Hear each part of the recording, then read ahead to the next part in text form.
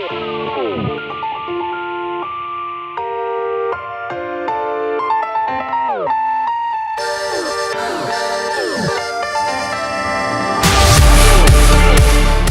all honesty, the number one way of ensuring maximum quality in your renders, it's under global illumination.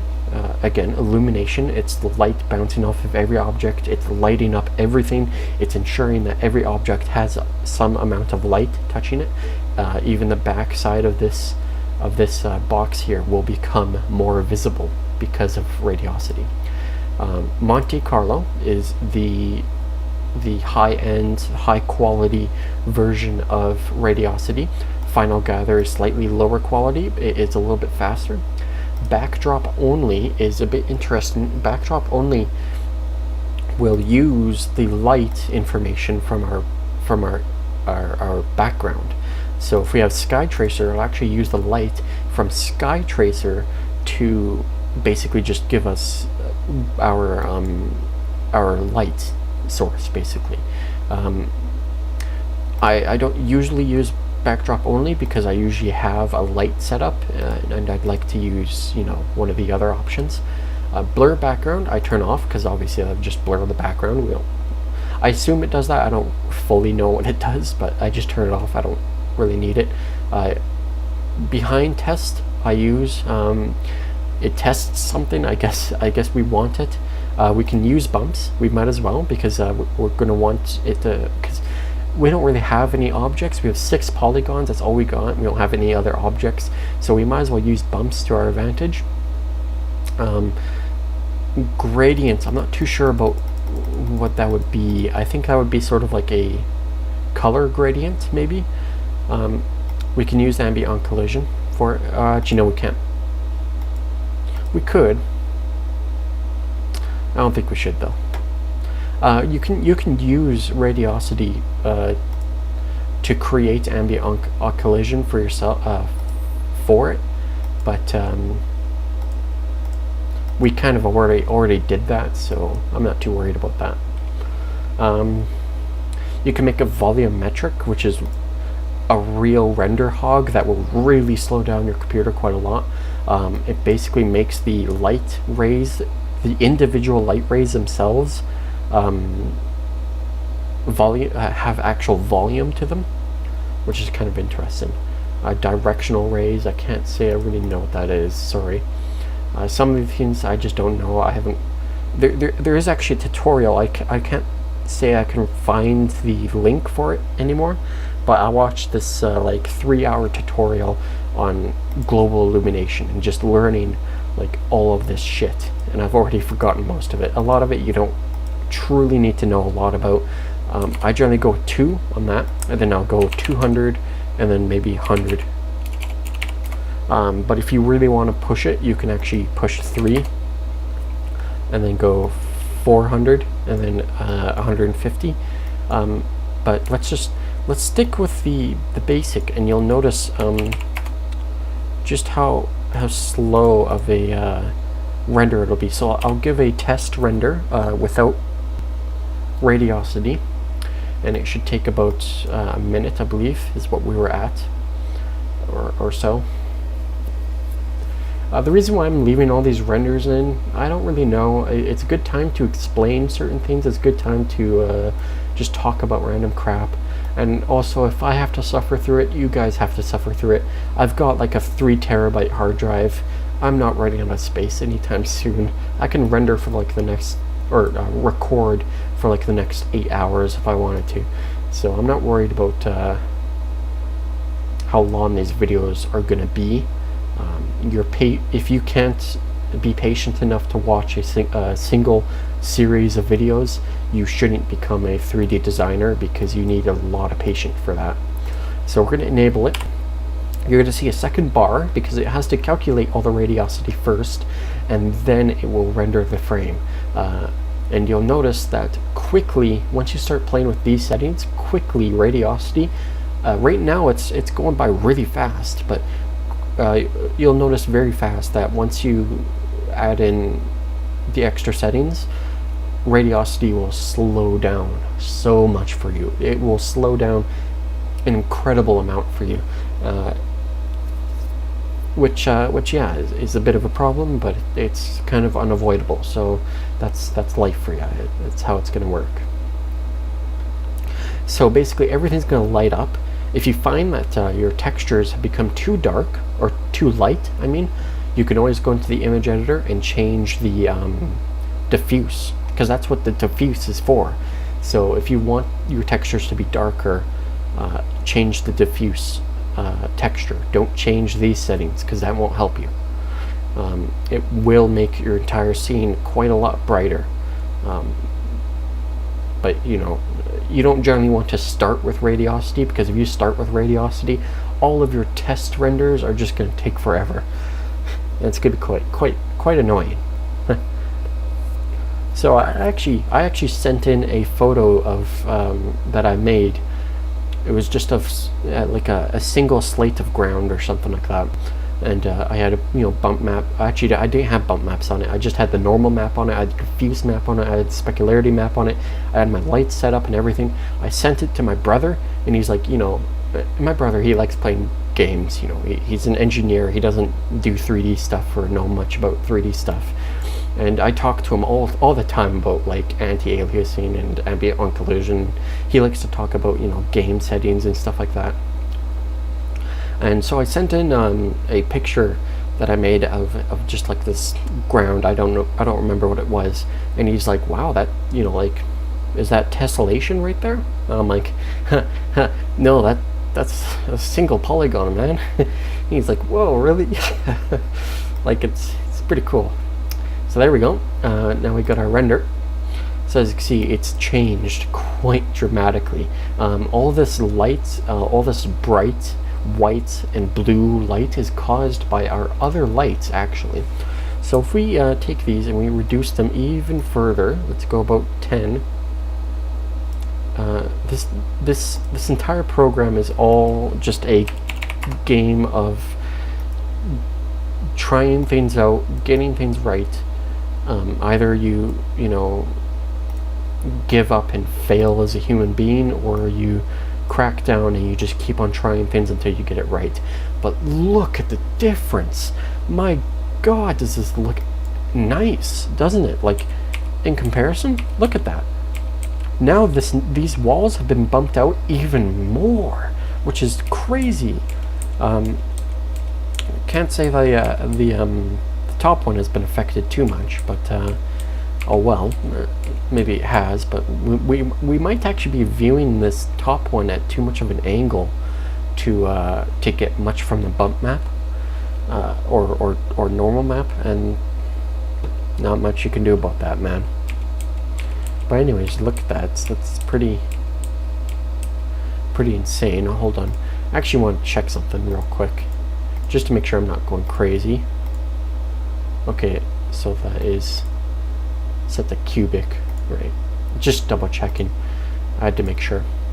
So you can see it's quite the major difference between that and that, but unfortunately, because of the radiosity, we have lost a lot of the color. So we're gonna have to actually play around again with the radiosity. So we're gonna turn off radiosity. We're gonna get our original render with our darker colors, our darker lights, so on and so forth. Now, what if I wanted that shadow there to be a little bit stronger, but I didn't really want to play with our primary light very much? There is a way to do that, actually. We can create shadow ourselves, and we'll take a look at that afterwards. Actually, I might do that as a separate tutorial, creating shadows with lights. It's very easy to do, but I might just do that as a separate tutorial, a smaller one, because I don't want to fit it into this like 2-hour tutorial. It's quite a bit darker. We're still getting some of that blue tinge, which is good. We're getting we're obviously got to be getting this light at least a little bit, and we're getting a nice kind of glow from the sun. And we're going to activate radiosity this time. And basically all you have to do is just continue playing with these settings, play with the basic settings until you get what you're looking for, and then increase it, because increasing it is not gonna dramatically make it brighter. It might a little bit, it might make it brighter to the point where you might not like it anymore, but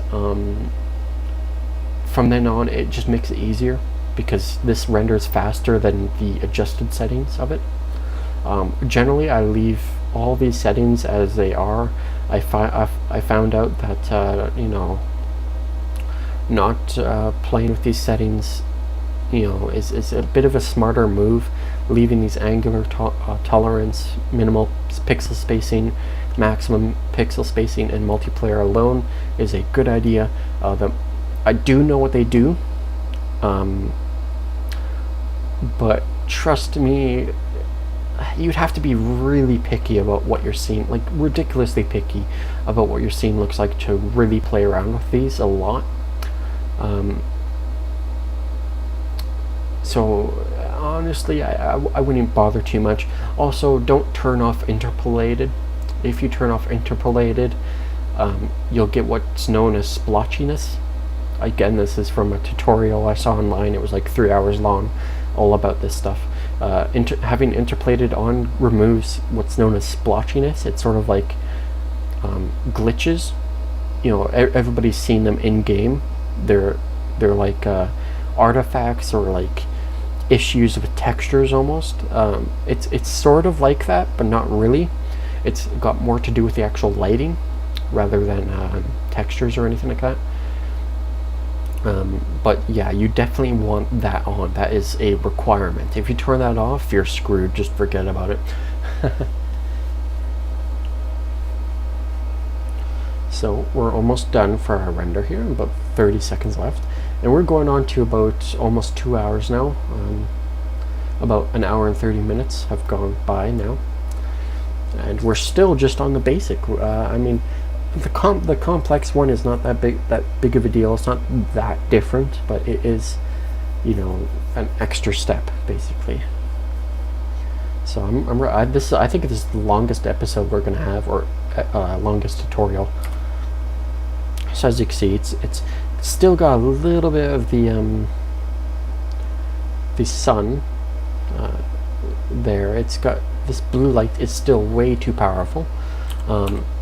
So I'm actually going to go to it, and I'm going to reduce it dramatically. I'm going to reduce it to about 25%. I'm going to take this one and reduce it to about 5% instead, and I'm going to take this one, let's go about 250,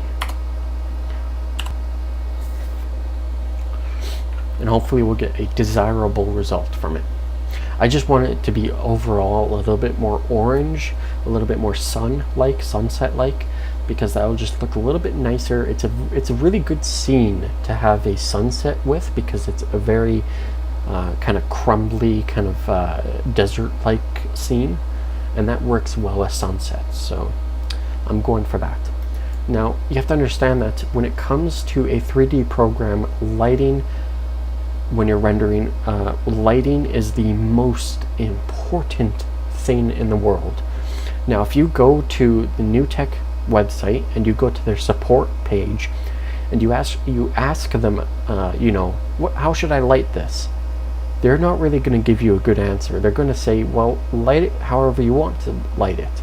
And the truth is, yeah, light it however you want to light it. But if you want it to look good, well, it's only going to look good in your eyes, and your eyes alone. You have to understand that when it comes to lighting, that is the most important thing. So if you want a good looking scene, a good looking render, you have to play with the lighting, play with the position of shadows, play with everything. Make sure that everything in terms of lighting is what you want it to be, because if it's not, it's just not going to look good. You know, again, this is 6 polygons. It looks incredible for 6 measly polygons. Look at where is it? Look at this number right there. 6 polygons, 12 points. That's ridiculous. And it's all because of lighting and because of textures. That's all you need. You don't need anything else. You don't need really high polygon counts. Don't delve yourself into getting these really complex objects just to make a silly, bogus scene because you don't know how to do lighting or texturing. You know, these hold on, it's almost done. Oh yeah, I'm liking that. That's a little bit better. We could go with a little bit more orange to it. And we're going to reduce the strength of the other two even more. Actually, I kind of like that. That's slightly less visible, but I think we should make that a little bit weaker now. Actually, we can make this just a little bit weaker too. About 20%. Let's do another render. Like, we've gone from flat gray to, you know, color, and then we've gone from color to 3D looking. Like, it's all in textures, and the only reason why this 3D stuff is working, the normal map is working, the bump map's working, is because of lighting. If we didn't have all these lights, we wouldn't have our normal map. If you literally turn off all of these lights, first of all, everything would just turn black, because then we wouldn't see anything.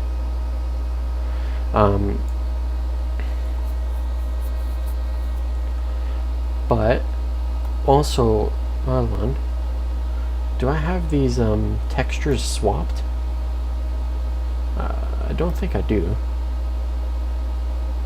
I'm just looking at them. It almost looks like they're swapped, or the same even. Let me take a look. Brick texture, that's right. Soil texture, okay, so it is set up correctly. I was a bit confused for a second there looking at them. They're very similar textures, and that's what I was shooting for. When you're looking at textures, you know, and you have a building, let's say it's made out of wood, well, you're going to want all the wood textures to be similar. They don't have to be the exact same type of wood, but in terms of color, they have to be, you know, if you're going to make a dark wood house, the floor shouldn't be this bright wood.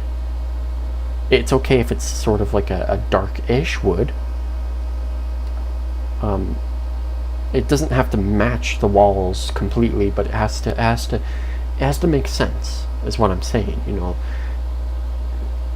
I suppose in reality you could indeed have, you know, a bright wood bottom floor with dark wood sides, but that doesn't really make a huge amount of sense. It doesn't really happen in real life very often, and if it does, that's weird.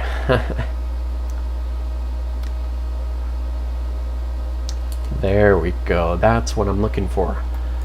So our scene's pretty much done. We've gone from that to that. As you can see, the shadow has been lit up quite a bit. It's still looking like a shadow, which is nice. We could play with it if we wanted to. We could increase or decrease that just to change how the shadow is dealt with. I'm not too worried about that. You know, if I was being picky, I could make it more dark by changing angle, but I'm not worried about that, so I'm not going to freak out over that. Other than that, our options are to change this. So that took 2 minutes, I believe, right? Yeah, that's 2 minutes and 23 seconds to render the basic options. So let's actually increase this to about 200 and 150 on this side, or actually no, 100, because by default it's 50. And let's give that another go. And you'll notice quite the change. You have to remember this is also still at 640 by 480 resolution. If I change this to 1280 by 720, we're looking at least another couple minutes. And if I change it even further to 1080p, we're looking at like almost a 6-minute change. And if I change it to 2K or 4K, we're just looking at a ridiculous amount of time to render out a single frame.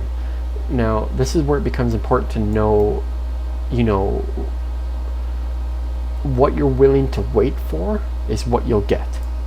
So if you're only willing to wait 20 seconds for a render, then go all the way back to step 1, because you're not going to be able to get 20-second renders out of this. It's simply not going to happen.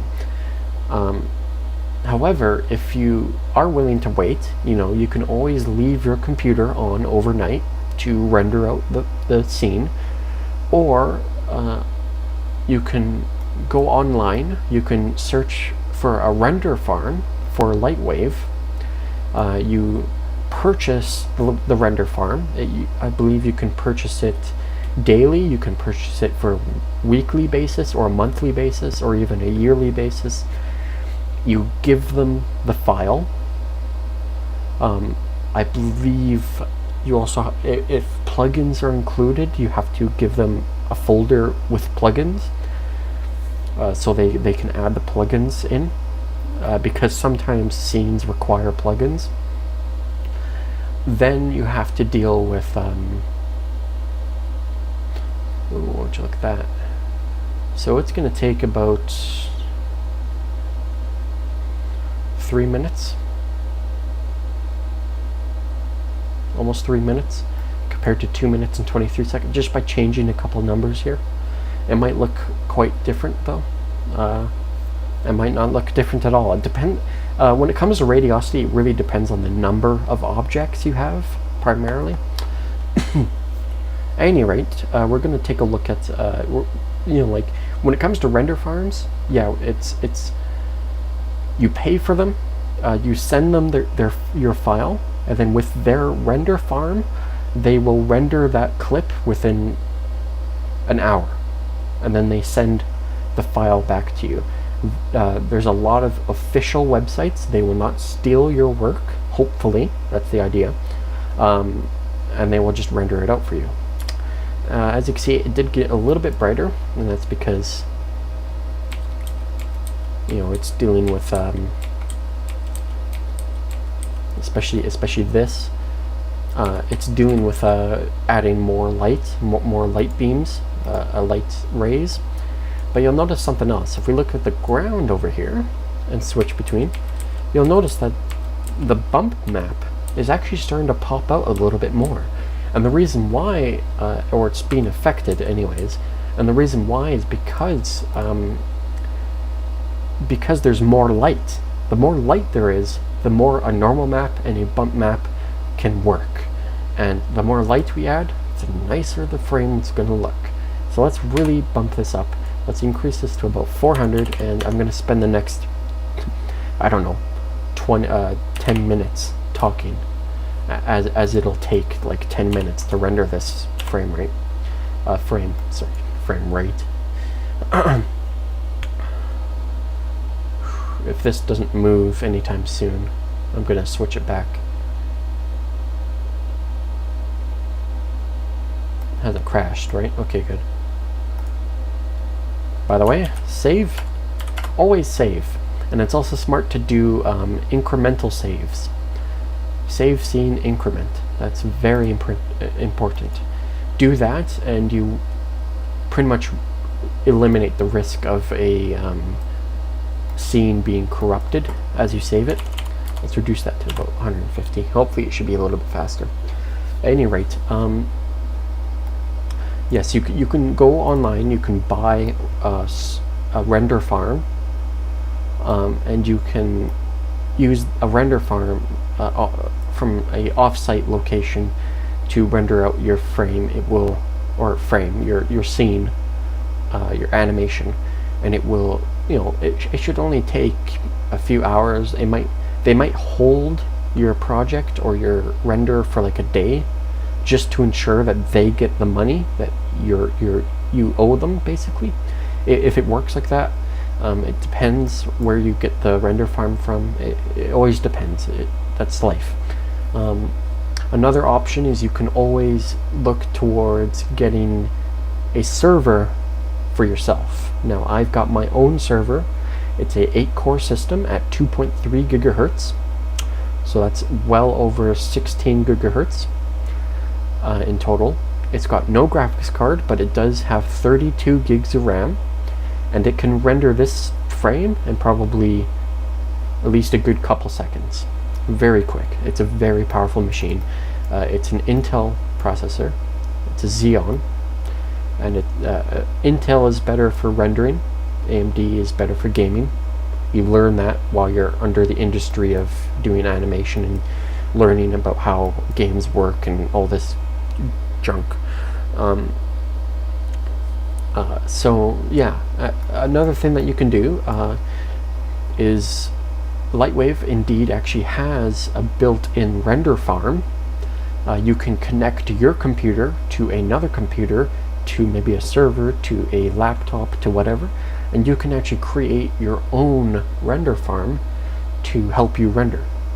And that's a really good way of doing it. The problem with LightWave's render farm is that I've never managed to set it up. It's complicated. I assume there's got to be tutorials out there for it. Maybe one day I'll find one, and if I do, I'll definitely give a link somewhere on my YouTube channel, maybe in a different video, maybe this one, I don't know. As you can see, it's slowly starting to pass by. It's already been 2 minutes, 2.5 minutes. So it's going to take at least 4 minutes or 3 minutes within that time. My guess is 4, just to render out a single frame. Again, that's not bad. When it comes to hypervoxels, you can take up to an hour to render out. You can take up to 2 hours to render out a single frame, which is fucking ridiculous. Because you have to remember that a single frame is a single frame. Now 30 frames, by default in LightWave 20 frames, but 30 frames makes 1 second of video. 1 single second of video. So from here to here is 30 frames in between. That's the way I've got it set up for me. You can make it 60 if you wanted to, or you can make it 30. It could be whatever. I set it to 30. So from here to there is 30 frames. Now imagine if every single frame took 1 minute. It would literally take you 1 hour to render a scene that was only 1 second long. Yep. So even 1 minute is a pretty long time for a single frame.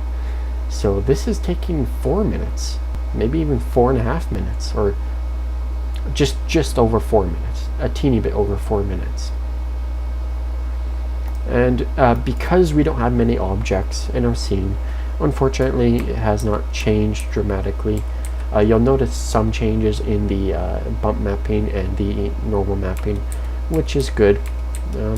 That's primarily what we're looking for. You'll notice some changing maybe in the anti-aliasing of our shadows and such, because it helps with that a little bit. And if we turn on ambient on collision, we can take a look at that, see what that looks like.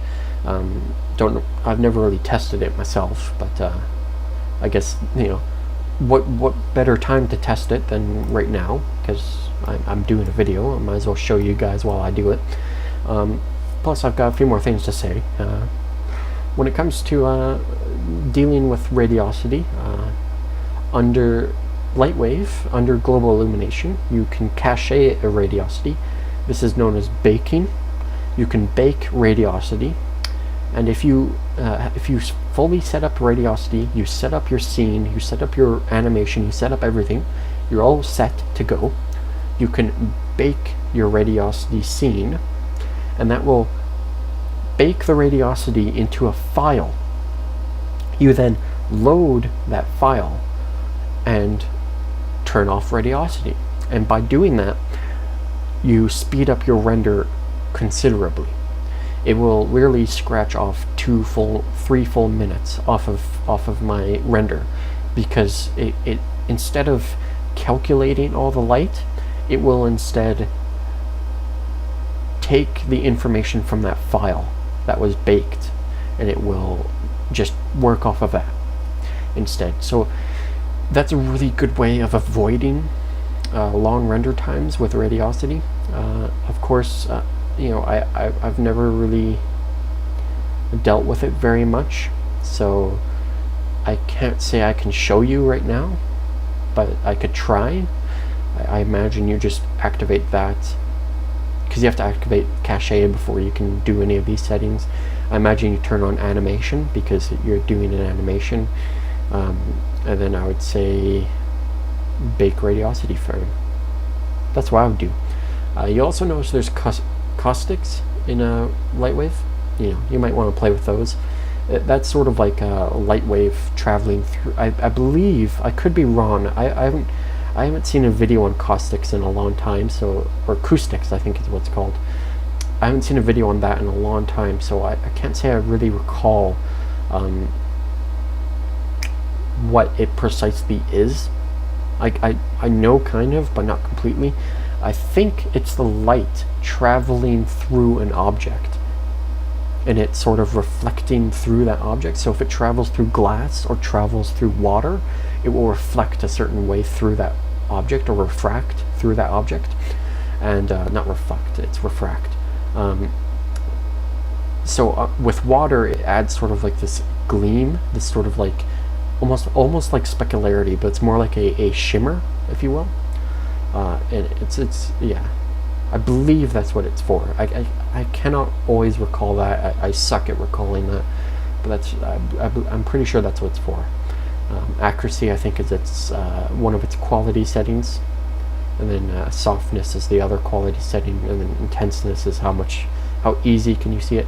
You can also cache acoustics if you want to. It's unfortunate that I can't show you the other panels. I'm sure there's some other things I could take a look at. I don't know if you guys are aware of this. I did do a rendering video, if I recall. This is the output tab. This is where you go to basically save the scene over here, name it this. You have to go to this output tab before you render out your scene. Otherwise it renders it out to nowhere, and it doesn't actually create a file that you can use or see, for that matter. So if you don't go to this output tab and put in the settings before you make your scene and render out your animation, you basically do nothing. So under here you can choose your file type. This is for save animation. You can also save images. The reason why you might want to save specific images is if you want to take all the images at the end and then put them into one file as a video file, and there's benefits with doing that. For example, if LightWave were to crash halfway through, say, 2 seconds into my render, if I had saved them as images, it would actually save my progress, and then all I'd have to do is restart, but from 2 seconds on. And that's how that would work. But yeah, you'd go like AVI. I generally stick with AVI. I don't do these other ones. I go with AVI, and I go options. I go uncompressed. That way you get your full quality. You don't want to compress your files or compress your scene, because then you're losing quality for doing that. You want to make sure you save the animation, and then you click on animation file, and then you can call it whatever you want and put it wherever you want to. And that's how you would save an animation. Anyway, I hope you guys have enjoyed the tutorial. This has been the basic one with 6 polygons. Later on, I'll switch over to using high polygon ones. Right now I can't do that. I have to go do something. But I hope you guys have enjoyed the tutorial so far. If you found it useful, like, comment, subscribe, whatever. And I hope to see you guys later on. This has been the Guardian, signing out.